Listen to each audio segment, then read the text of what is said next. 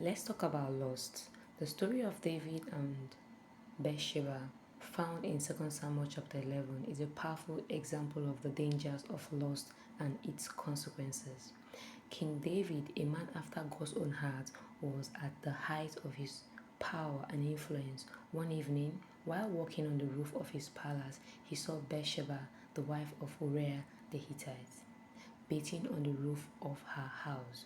David was immediately taken by her beauty and he sent for her to come to the palace.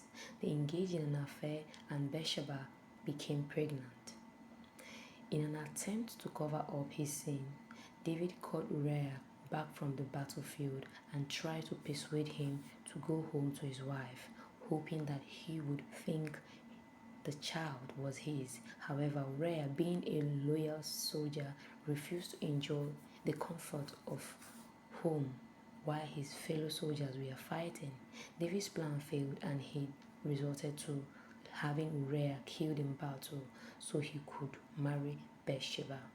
David's actions were a stark contrast to his usual character and they had far-reaching consequences. The prophet Nathan confronted David about his sin and David was forced to face the reality of his actions. The child born to Bathsheba died and David's household was plagued by strife and violence. The consequences of David's lust and sin continue to affect his family and kingdom for years to come. This story highlights the dangers of unchecked lust and the devastating consequences that can result. David's sin was not just a personal failing, but a failure of leadership, and it had a ripple effect on those around him.